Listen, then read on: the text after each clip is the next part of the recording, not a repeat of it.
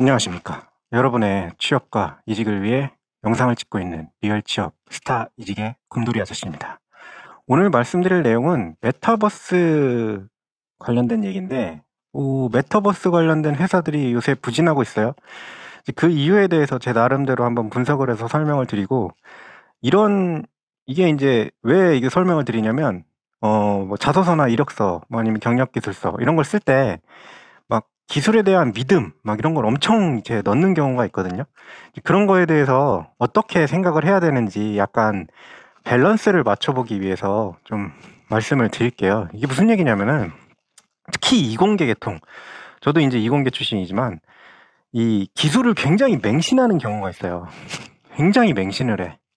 뭐가 새로 나왔어. 그러면은 내가 막 이렇게 쓰는 거야. 자소서에다가 내가 그 기술을 막 접목을 해가지고 대박나게 해드릴게요. 막 이런 식으로 쓰는 거예요. 이제 실무 입장에서는 그걸 딱 보는 순간 어떤 생각이 드냐면, 야, 얘 아직 덜 컸구나. 이런 생각이 들어요. 이게 왜 그런지 메타버스를 이용해 설명을 해드릴게요. 자, 메타버스 나왔을 때만 해도 기사들이 다 어땠습니까? 대박 날 거다. 막 이게 이제 인류의 미래다까지 막 이런 얘기까지들 돌고요.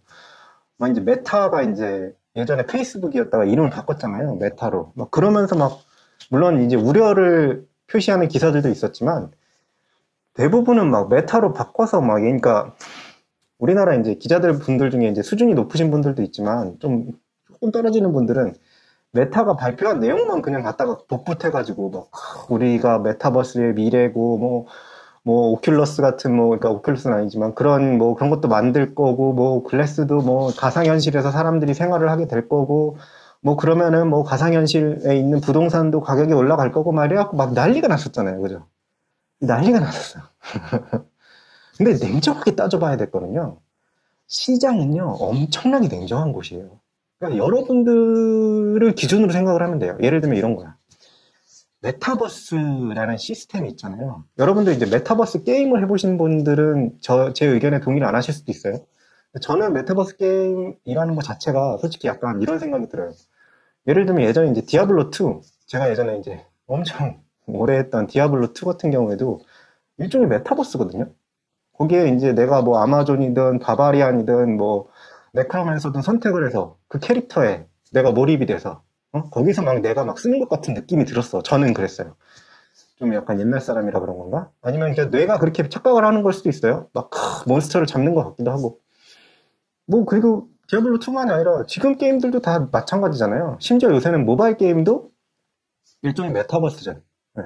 제가 최근에 이제 전략 관련된 게임을 하고 있는데 그것도 똑같아요. 자기가 성 짓고 거기서 이제 병력 키우고 그래서 이제 공격하고 이런 결국에는 그런 건데 저는 그거 자체가 그냥 메타버스라고 생각을 해요.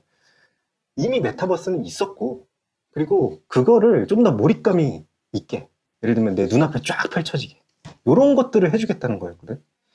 근데 이걸 생각을 해야 돼요. 이 눈앞에 펼쳐지게 하는 거에 대한 비용 대비 과연 효과가 얼마나 있느냐.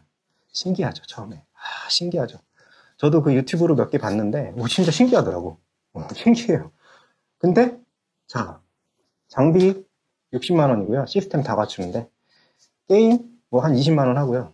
이러면은 물론 게임 20만 원까지는 안 할 겁니다. 아마 이런 거 저런 거 하면 한 10만 원 정도 할 것 같은데 그랬을 때 그냥 기존에 있던 메타버스 같은 게임 그런 것들이 한 5만 원이었다고 치면 여러분들 같으면 그거에 투자를 하시겠습니까? 그리고 그것도 있어요. 제가 지금 탈을 쓰고 있지만 이제 저도 메타버스 관련된 그 3D 안경 이런 거 관심이 많아가지고 전시회도 가보고 착용도 해보고 해봤어요. 근데 문제는 뭐냐면 더럽게 무겁더라고. 아직도 무거워요. 안경처럼 쓸 수 있는데 그 안경에 있는 뭔가 이렇게 시스템이 가동이 돼서 진짜로 내가 그걸 보는 것 같은 느낌이 있으면 좋을 것 같아. 하지만 그것도 굉장히 쉽지 않은 일이에요. 안경 써보시면 아시겠지만 이 빈틈들이 있거든요. 그 빈틈들을 의식을 안 할 수가 없어.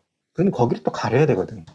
기존에 있는 안경 디자인으로는 답이 안 나와요. 아니면은 진짜 산업용으로 써서 그게 이제 몰입감, 게임 같은 경우에는 몰입감이 굉장히 중요할 거예요. 영화 같은 경우에도. 내가 그 현장에 있어야 되는 같은 느낌이 들어야 되니까. 근데 만약에 산업 현장이다. 그러면은 솔직히 그럴 필요까지는 없잖아.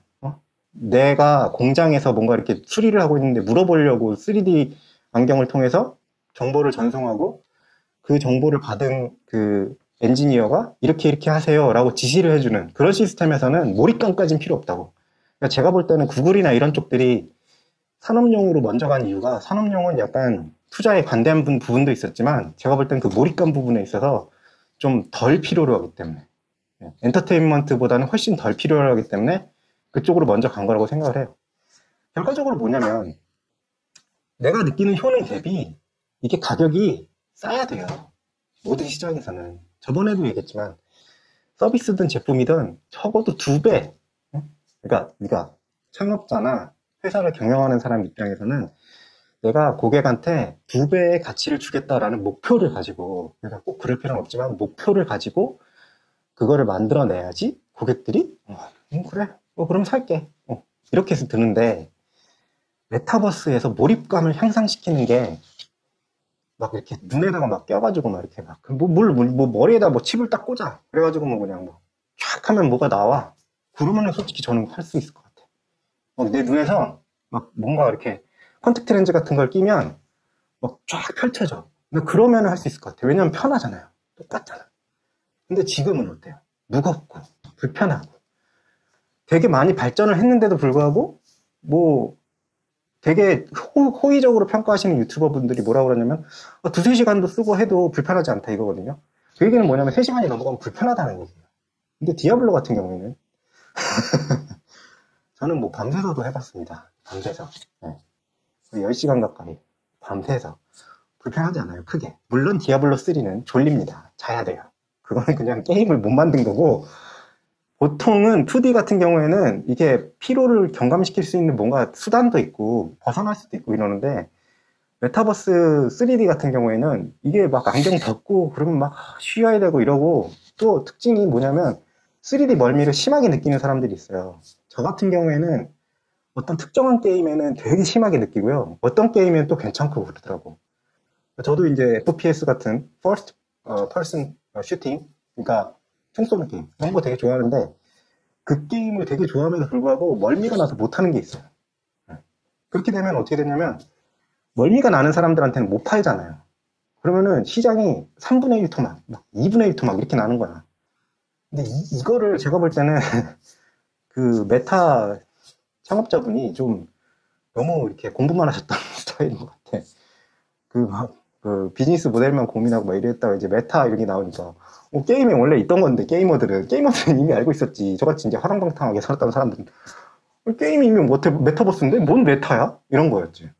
근데 아니나 다를까. 네. 물론 제가 예견을 100%한 건 아니에요. 왜냐면은 내가 그때는 그 3D 안경이 수준이 어느 정도인지 몰랐어. 그래서 기사에는 대단한 것처럼 나오고 이러잖아요. 그러니까 이걸 생각하셔야 돼요. 회사들은 뭔가 신사업을 하고 신기술을 개발을 하면 굉장히 그 돈을 많이 들여서 마케팅을 쫙 일단 펼쳐놔요. 그래야지, 왜냐면 그래야 사람들이 신기술과 제품에 대해서 접근을 하거든. 그래서 한 번이라도 사보거든. 그 돈이 결국에는 회사로 다시 들어가야지 기술을 개발할 수 있는 돈이 다시 나오는 거고, 그게 계속 이게 선순환이 일어나야 회사도 기술을 개발하고 더 좋은 제품을 만들어내고 이러는 거예요. 그러니까 마케팅을 빵 터뜨리거든. 근데 그 마케팅 내용들을 너무 100% 믿어가지고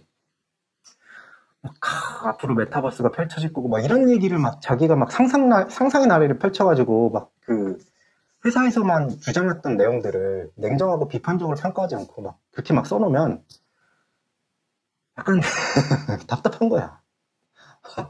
물론 그럴 수는 있어요. 예를 들면 삐삐전자에서 자기가 메타버스를 대박을 날 거다 이렇게 해갖고 발표를 했어. 근데 삐삐전자에다가 내가 지원을 해. 그러면 메타버스에 대해서 긍정적으로 얘기할 수 있는 거지. 왜냐면 걔네가 그렇게 발표를 했잖아. 그리고 긍정적으로 얘기하는 사람을 좋아할 거 아니에요. 그러면 그렇게 할 수는 있지만 그것도 너무 많이 나가면 안 되는 거지. 그죠? 인구의 90%가 쓸 거다. 누가? 내가? 저는 안 쓸 건데요. 그러니까 이렇게 되는 거예요. 그죠? 물론 먼 미래에는 로봇 기술과 합쳐지면 로봇 기술, 메타버스 기술, 그리고 6G 이런 광통신 기술 이런 것들 다 합쳐지면 뭔가 그 영화에 나오는 그런 시스템이 될 수도 있지. 사람은 누워있고, 출근을 로봇이 하는 거야. 로봇에 로봇 충전돼 있던 로봇이 막 움직여, 회사에서. 그래갖고 막 나 대신에 일을 해. 그러니까 내가 조종을 하는 거지. 근데 그렇게까지 가려면 얼마나 가야 될까? 얼마나 가야 될까요? 제가 나중에도 이제 인공지능에 대해서 얘기를 하겠지만, 여러분들이 생각하는 것만큼 그렇게 대단한, 막, 이렇지 않아요. 그래서 오늘 말씀드리고 싶은 내용은 그거예요. 이제 이공계일수록 좀 그거에 대해서 좀 맹신하는 경향이 좀 있는데, 신기술은요, 굉장히 시간이 오래 걸리고요, 생각보다. 물론, 옛날을 비교해보면, 20, 30년 만에 크게 변한 건 맞고요. 점점 변하는 속도가 높아지고 있는 거는 맞는데, 그, 기술마다 어떤 한계점이 각각 다 있어요. 그거를 이제 뚫어내는 애들이 이제 천재급 그런 사람들이 이제 등장을 해서 뚫어내 주긴 하는데, 그렇게 또 가야 돼요. 그러니까 그거 전까지는 너무 그걸 막 환상에 젖어서 글을 쓰거나 말을 하거나 이러면은 좀 너무 없어 보이니까 좀 비판적으로도 생각을 해보면서 그렇게 좀 자소서를 쓰던지 아니면은 면접을 할 때, 말을 할 때 좀 그렇게 하셨으면 좋겠습니다. 이상 범더리 아저씨였습니다. 구독과 좋아요, 알람 설정 부탁드립니다. 감사합니다.